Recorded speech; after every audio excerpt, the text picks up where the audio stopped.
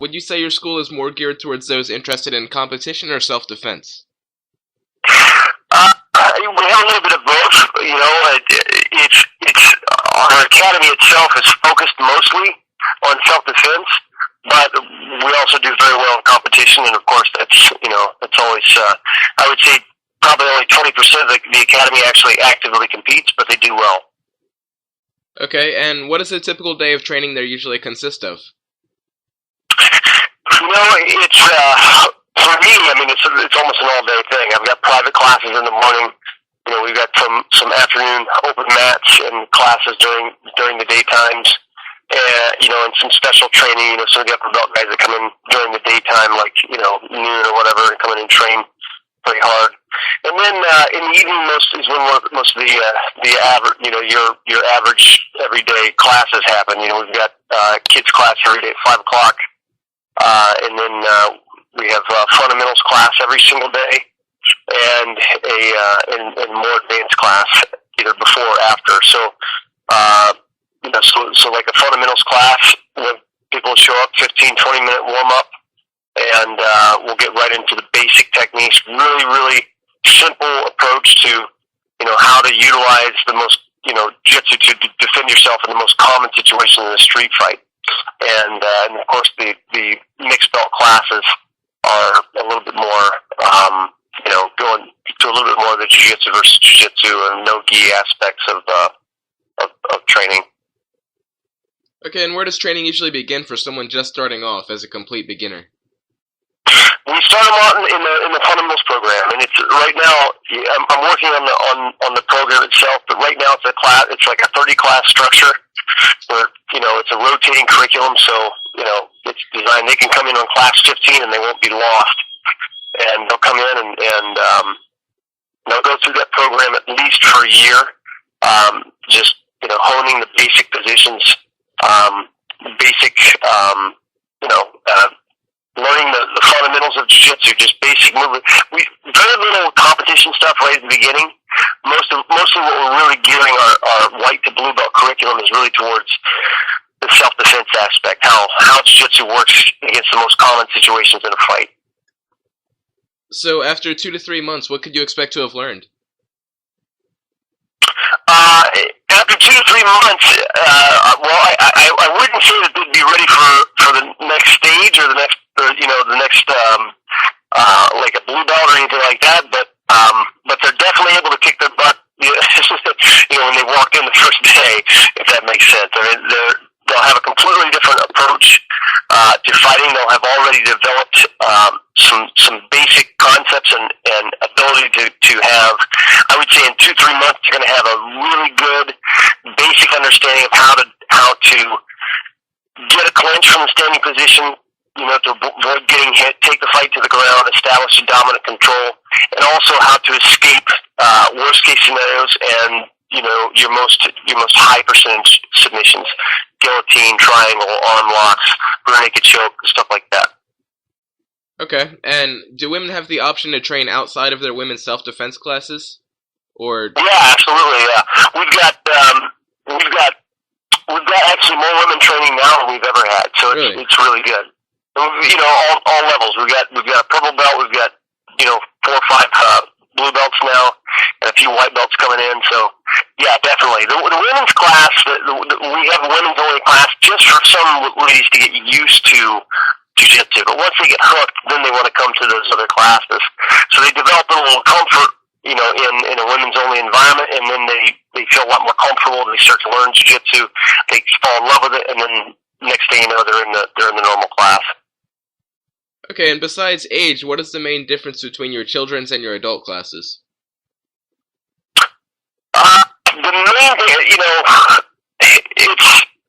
we're teaching the same concepts, but with the really, really little kids, I'm not going to say we dumb it down. It's not like that.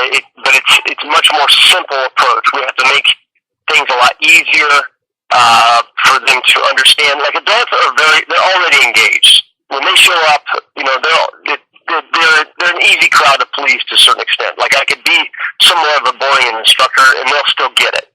I don't see myself that way, but they're everybody into jiu-jitsu.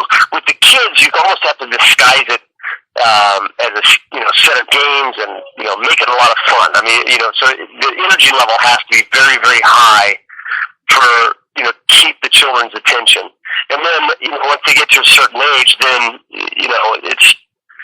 it's less fun and games, and the game ends up being more jiu-jitsu, and that they sort of fall in love with that as they go along. But at the beginning, it's kind of disguising the jiu-jitsu in a series of games and making sure they're enjoying themselves while they're still learning.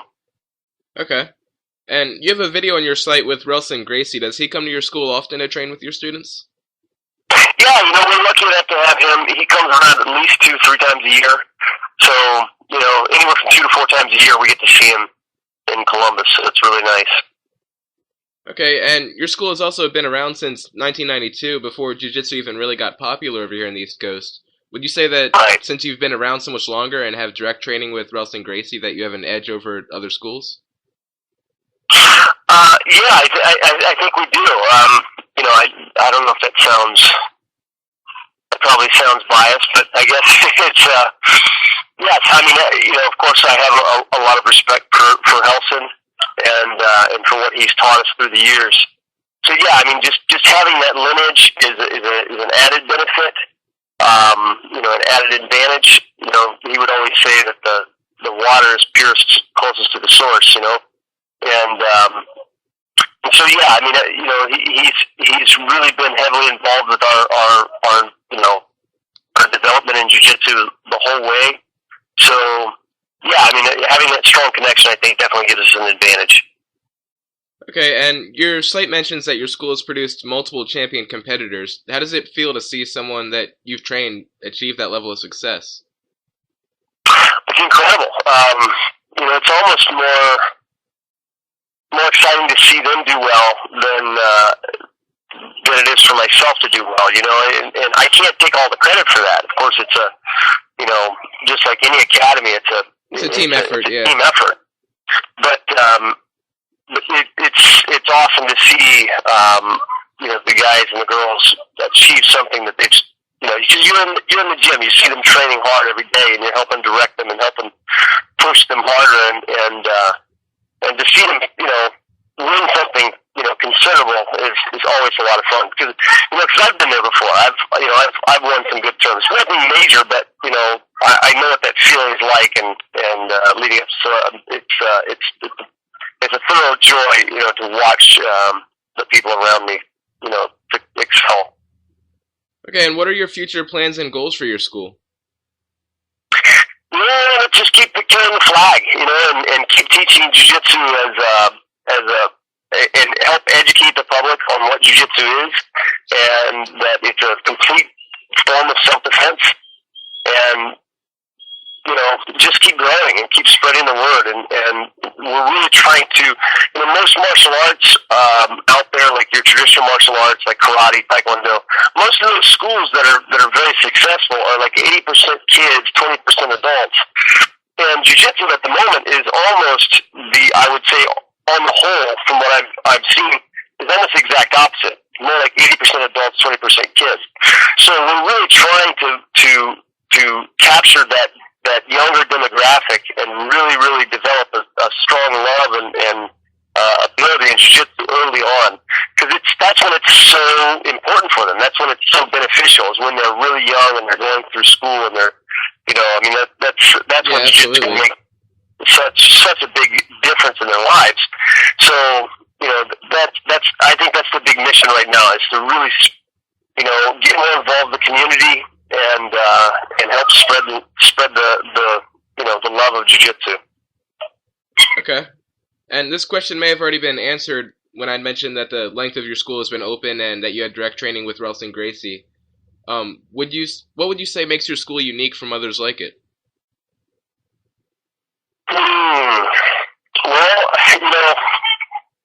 we have been around for a long time, and besides being connected with Relson, obviously some of that stuff does help make us unique in a certain way. But I think for this particular school, not just Relson's academies across the world, But for this specific school, I think one thing that helps make this unique was the attitude of the guy who started the place, Jeff Hudson. I took over the school from him, and he was a very strong influence on me. And I think if you asked our students, what's great about it, they would probably tell you that it's the camaraderie, the feeling and the sense of community and friendship inside the school. That's a really powerful thing, and that's what I'm most happy and proud about, is that we've just an incredible amount of really, really good people. It's just a fantastic community. So that's what I would, that's I guess how I would word it. Okay. So is there anything that you would like to say to my readers that would be interested in training at your school? No, just stop out. Anybody who's in the area, they're more than welcome. It doesn't matter what team. If they want to come out and train, doors always open. All right, so that'll be all. Thank you very much for your time. That was an excellent interview. Well, I appreciate it. Let me know if there's anything you need to help. All right, no problem. Have a nice day. All right, you too. Thanks.